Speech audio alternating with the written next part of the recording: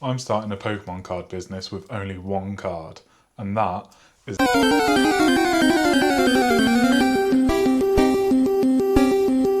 Over the past 2 years, I have got back into collecting Pokemon. I've been at card shows, I've been at events, I've even started a podcast with my best friends that is now award winning. But the one thing that I really want to do is find a way to fund my collection that isn't constantly breaking the bank or, making their month at the end of the money sort of thing. So what I am looking to do is start in a Pokemon card business with only one card. If you're new around here, my name is Ed. I go by Eddie Bear. If you've seen the channel before, welcome back. It's lovely to have you here. Wait a minute!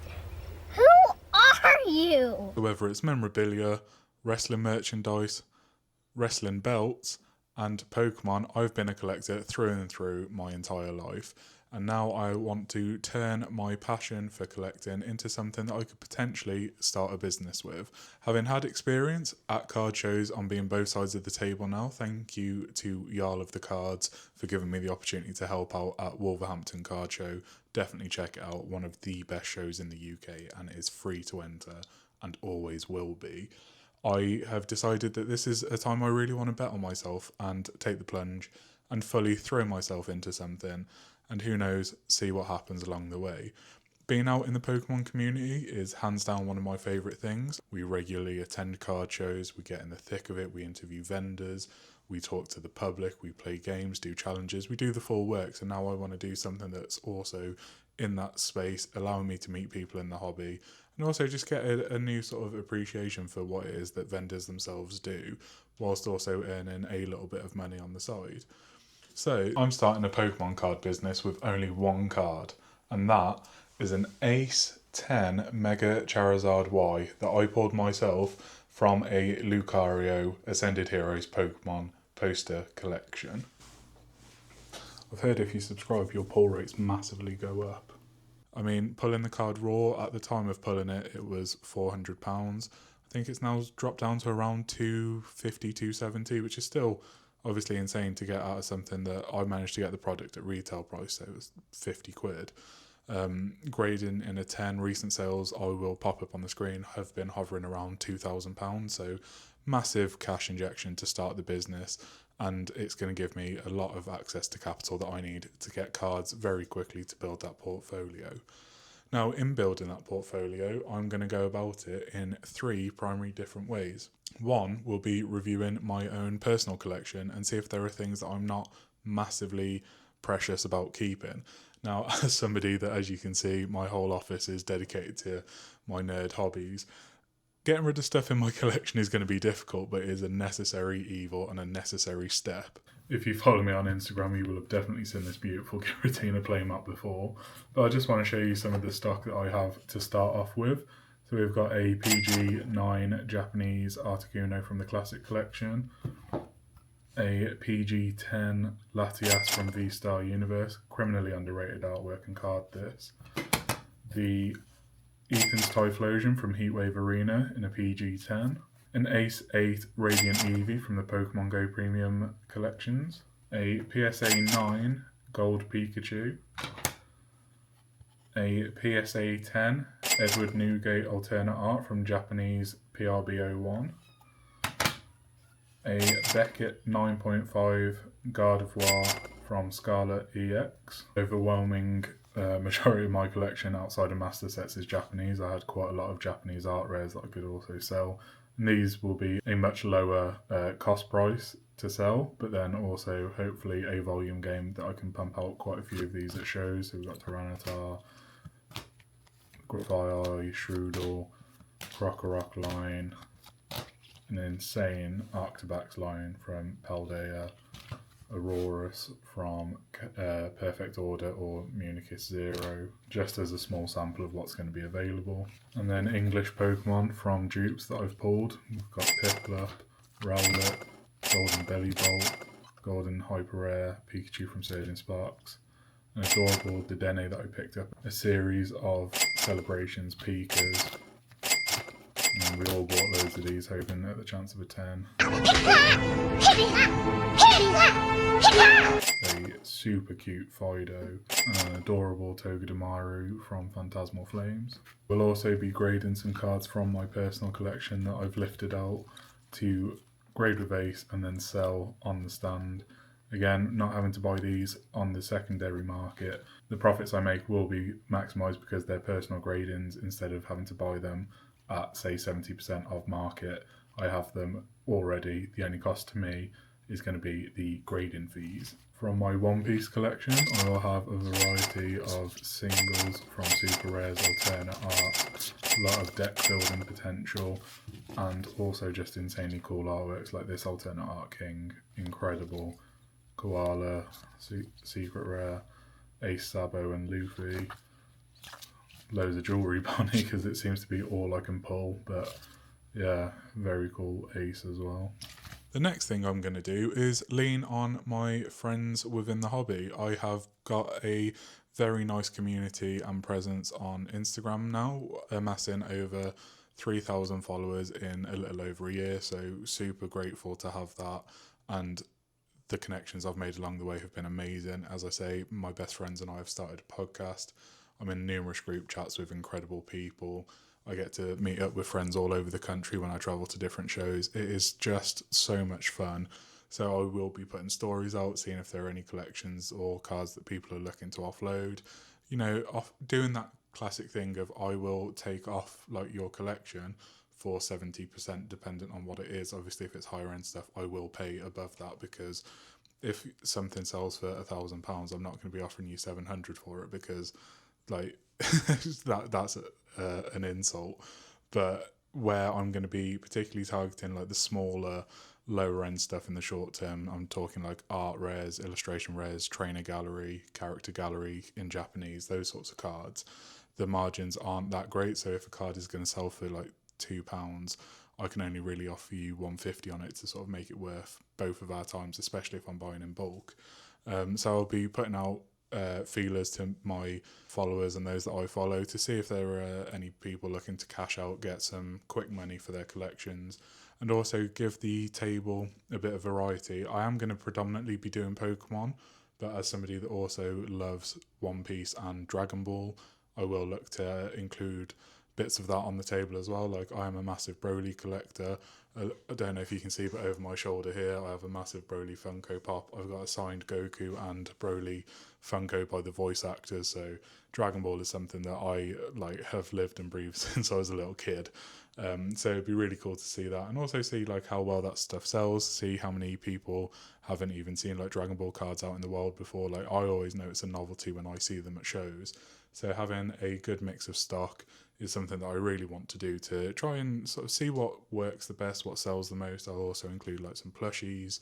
I have the ability to buy from the Pokemon Center in Japan, so there's the ability to get some like exclusive things in, which I think would be really cool. So again, talking plushies, playmats, anything like that. As a TCG player myself as well, I know how much like exclusive merch or like cool flashy bling upgrades to like your deck box, your playmat, how much these things can make a difference. And I myself run my Slowking playmat from the Japanese Pokemon Center to leagues, regionals, and eventually one day it will be coming with me to EUIC if I can improve my skills enough in that time. But yeah, I love the idea of being able to help people get things that they wouldn't normally be able to get or obtain, and doing it for much cheaper prices, because I mean, some of these things that you see, people will be charging silly money for something that's cost them £6. Yes, there's the initial setup and like the shipping fees, but that's all going to come into the profit and loss, the profit margins, and the markup that you can make on the products. Like, if I'm buying something at £6 and I'm able to sell it for £15, like, that is an insane markup really quickly. So I want to try and be someone that can be the most sort of like accessible for the community. And also the niche that I really want to double down into is helping people get their first like graded cards. Like, obviously the internet is full of vendor POVs where it's all like buying and selling ridiculously high end, and it's just not obtainable for the average collector. So I really love the idea of having, say, £20, £30, £40, up to like 50, 60 quid sort of slabs that somebody can get as their first, or of a character that they like, and just really give them that entry point to the hobby that I love so dearly and has brought me so much joy. I want to try and spread that out as much as I can and enable as many people to find the love for it like I have. So that's one of the big sort of aims that I have with this journey and where I want to go in the next sort of 12 months. From messaging friends on Instagram, I've managed to pick up a very nice little bundle from a few of my nearest and dearest. So we've got the Iron Treads EX SIR, Wochen Hyper Rare. I think these cards are criminally underrated. Like, the green and gold colour scheme is unbelievable. Celebi Ancient Trait, a lot of Trainer Gallery, some baby shinies. Love this Alolan Vulpix, that's going to be a hard one to let go. Donald Trump, less said about him the better. Strudel, Hydrapple, Enzekron, another Togedemaru with a bit of played back. It's a printing error, so this one will be going super cheap. Or I will just give it away to a kid, because that's what the hobby is about as well. I did also pick up a little bit of vintage heat to have on the table as well. So we've got the Neo Ursaring, unbelievable card. Dark Crobat, Sabrina's Alakazam, insane artwork from one of my favourite Pokemon series in Gym. And Cofagrigus, Dustark, Weezing, and Mega Shedinja, Ninjask. A very nice Japanese bundle with a bit of variety, something for everyone. And again, hopefully having some things like this bit of vintage will have people stop off at my table. And then the other way I'm going to be looking at sourcing inventory for vending is going to be via local sort of Facebook groups, Vinted, eBay, Card Market. Just seeing opportunities where a card is in great condition and can be graded and then sold on for more money, or something is undervalued or underappreciated at the moment and then looks to be something that would take off over time.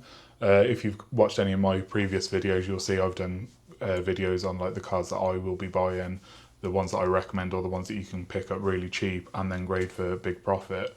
I've done it with the Mimikyu Delta Species promo from Celebrations. That was a card that I managed to pick up for, I think it was like £6, including postage. Graded it with Ace, it got a 10, fantastic, and that turned what would be sort of a £20 to £25 spend all in into potentially £120, so like £95 profit.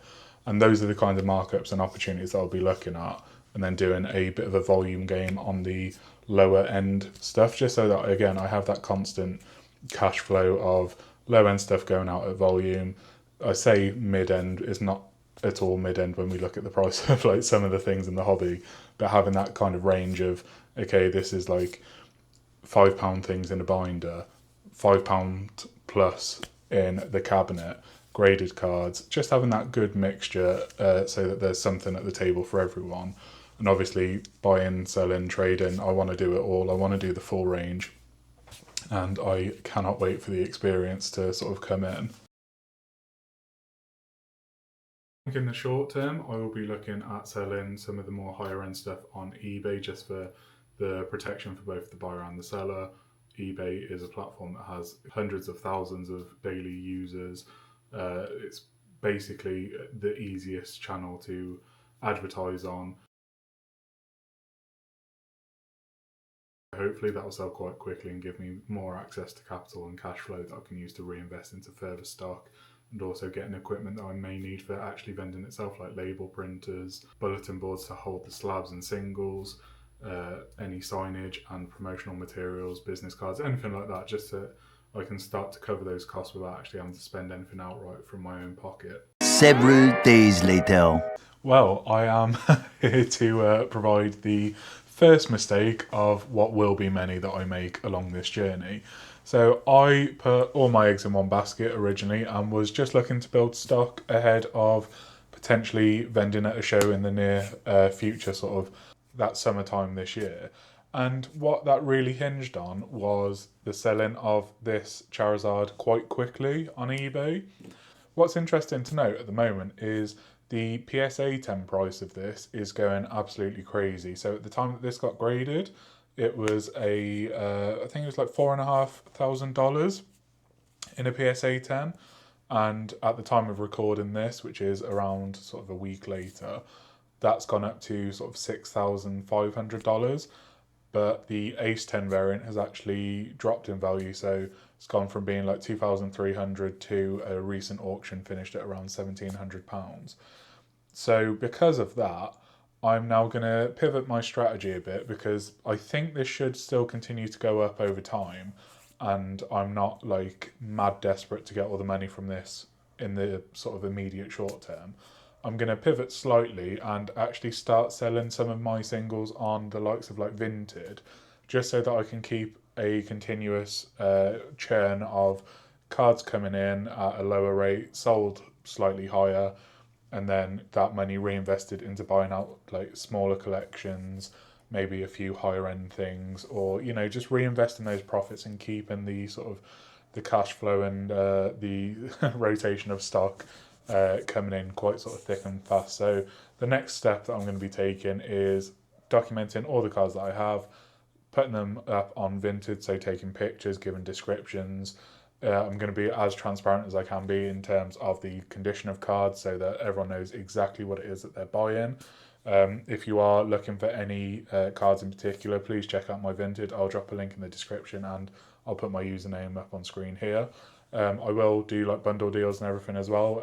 For me, this is just going to be an opportunity to continuously get new cards in, get them out as quick as they come in, reinvest that money into new purchases, into new stock, and then it can get to the point where I start looking at buying sort of larger quantities of cards in collections that then can be used for shows if I do still go down the vending route. But I will openly admit, I massively underestimated the amount of cards, singles and slabs that you actually need to do your first show. My initial thought was going to be I would get like a bulletin board, like you see a lot of vendors have like slabs and singles in there, but then the thought of putting cards that are only sort of like £2 or £3 in value, like the Japanese art rares that I have, it kind of feels like not disingenuous, but where other vendors will be having this kind of thing in binders and their tables look like incredibly laid out, stocked, everything sort of like in its own category in a binder or in its place in the cabinet. I'm now thinking that maybe I potentially tried to run a bit more before I could even, I'm going to say even crawl at this point. But that's okay, this is all part of the journey, and hopefully me giving you these mistakes and insights that I've made and learned can help you if you are looking to do this in the future as well. So yeah, keep an eye on my Vinted. I'm going to be uploading cards on there. Gonna spend the rest of my sort of evenings and weekends getting this all up and running, and hopefully in a few days I'll have a few successful sales to report to you guys. So fingers crossed, let's see how we go, but I am super excited for this next evolution and stage in setting up this Pokemon card business. A few moments later. So I can't believe within minutes of turning off the camera, uploading the images and the listings onto Vinted, I've had orders already. So I have these going out straight after work today. Cannot believe it. I am so glad I made the move to sell on Vinted in the short term. Cannot believe it. 4 sales, multiple items in one of them. So probably like 10 cards have all sold within probably like 10 minutes. That is insane. Super happy, super grateful for the support. So thank you very much. Again, if there's anything you see on my Vinted, please just drop me a message. Create bundles. I am open to offers on everything. So happy. Cannot wait to see where this goes when I update you guys next time. Big learning I can take is get stuff listed, get it sold, reinvest that money and build that portfolio, and hopefully soon I will have another update where I may have sold something bigger, or I have the sort of next step on this journey. If you have any questions in the meantime, please drop them in the comment section below. But for now, don't forget to like, comment, share and subscribe, and I'll catch you guys on the next one. Eddie Bear out.